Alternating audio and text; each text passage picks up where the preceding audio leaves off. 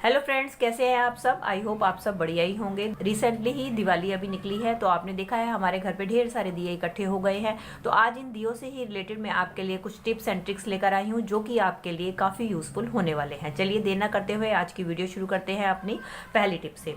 दोस्तों, जब भी हम दिवाली पे दिए जलाते हैं तो आपने देखा होगा दिए के अंदर हमारे पास इस तरीके से बाती रह जाती है, और ये हमारी बाती हमारे लिए बहुत ही पवित्र होती है। हम इनको इधर उधर फेंक भी नहीं सकते, और हमें ये समझ में भी नहीं आता कि हम इसका क्या यूज़ करें।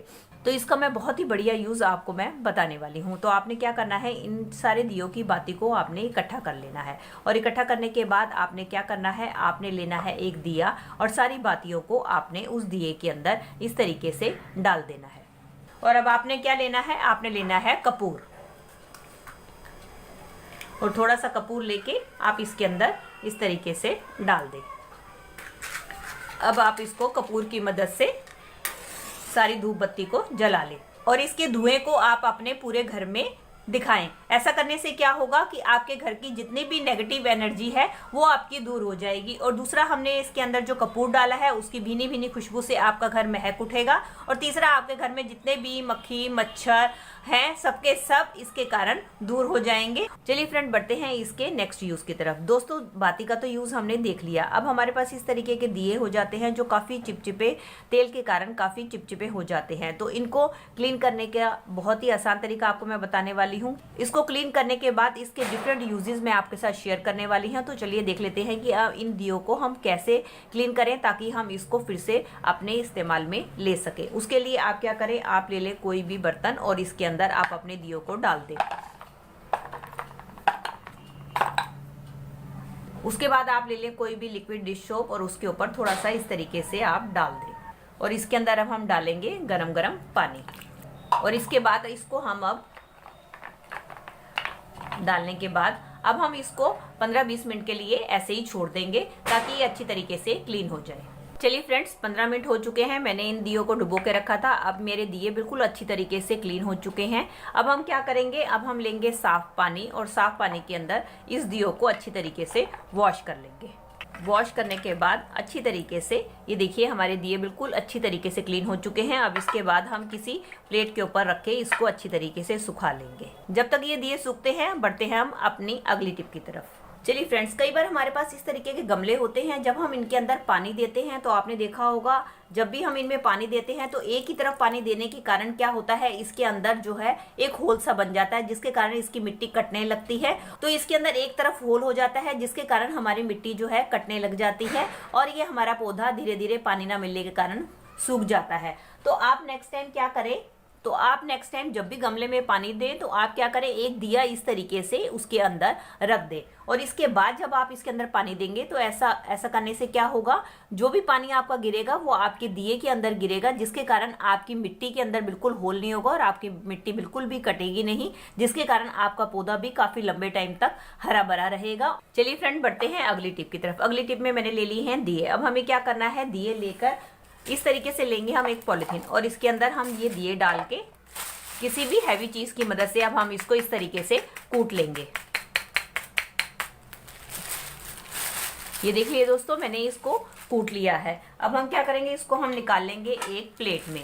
दोस्तों, कई बार हम नए पौधे लगाते हैं तो उसके लिए हमें मिट्टी की जरूरत होती है। कई बार हमारे पास मिट्टी कम रह जाती है, तो हम क्या कर सकते हैं, अपने इन टूटे हुए जो हमने चूरा बनाया है उसका इस्तेमाल हम अपने गमले में मिट्टी की जगह कर सकते हैं।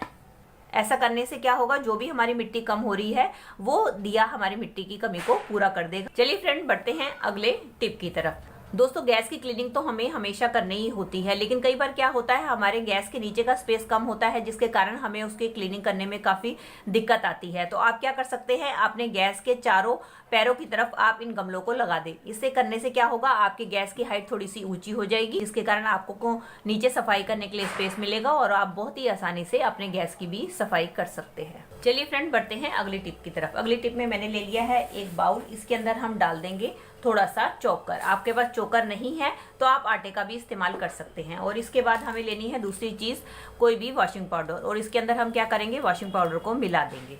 मिलाने के बाद अब हम इसका पतला सा एक घोल सा बना लेंगे। आप चाहे तो इसके अंदर हार्पिक का भी इस्तेमाल कर सकते हैं। अब हम क्या करेंगे, अब हम इस सॉल्यूशन को डाल देंगे अपने दिए के अंदर। ये देख सकते हैं दोस्तों, मैंने सारे सॉल्यूशन को अपने दिए के अंदर भर लिया है। चलिए इसका इस्तेमाल कैसे करना है बढ़ते हैं अगली टिप की तरफ। मेरी अगली टिप होने वाली है कुकर को लेके। दोस्तों कई बार क्या होता है, हमारी गैस ढंग से काम नहीं करती, जिसके कारण हमारे कुकर की बैक साइड पूरी तरीके से गंदी हो जाती है। तो इसको साफ करना हमारे लिए बड़ा डिफिकल्ट हो जाता है। तो इसको साफ करने का आज बहुत ही आसान तरीका बताने वाली हूँ। उसके लिए हमें क्या करना है, पहले हमें अपने कुकर को गीला कर लेना है। अब हमें लेना है अपने घर पे रखा हुआ पुराना दिवाली का खराब दिया। करेंगे इस दिए की मदद से हम इसको अच्छी तरीके से घिसेंगे। जैसे जैसे आप घिसते जाएंगे तो आप देखेंगे आपको बिल्कुल भी मेहनत नहीं करनी पड़ेगी और बहुत ही आसानी से आपका कुकर है एकदम साफ हो जाएगा। इसके ऊपर लगी कालस मिनटों में ही दूर हो जाएगी। चलिए अब मैं आपको किसी कपड़े की मदद से इसको साफ करके दिखाती हूँ।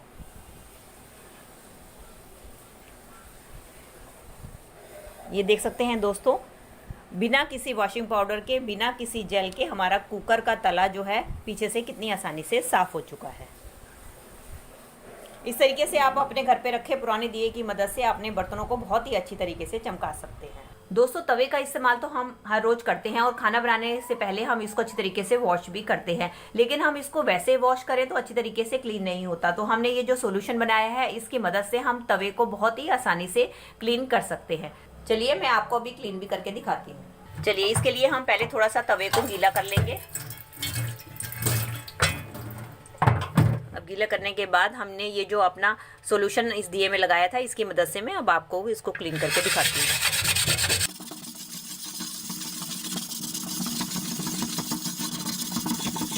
ये देख सकते हैं दोस्तों, हमारे तवे के अंदर से कितनी ज़्यादा गंदगी और कालक निकली है। मैं अब आपको वॉश करके भी दिखाती हूँ कि हमारा तवा कितनी अच्छी तरीके से क्लीन हो चुका है।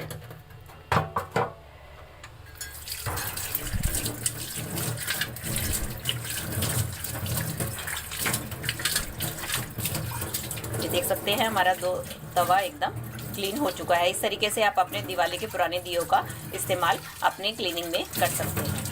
चलिए फ्रेंड बढ़ते हैं अगली टिप की तरफ। अगली टिप में मैंने ले ली है बॉटल। आप इस तरीके की कोई भी बॉटल ले सकते हैं। उसके बाद हम क्या करेंगे, एक नाइफ की मदद से बॉटल के बीचों बीच हमने एक कट लगा देना है। इस तरीके से हम बीचों बीच में से बॉटल को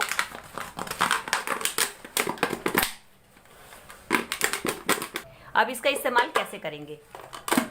दोस्तों दिए के तो बहुत सारे यूजेस मैंने आपको बता दिए, लेकिन कई बार हमारे पास दिए जब बच जाते हैं तो हमें उनको स्टोर करके रखने के लिए भी किसी न किसी चीज़ की जरूरत होती है। तो आप क्या करें, जितने भी आपके बचे हुए दिए हैं वो आप इस बोतल के अंदर डालकर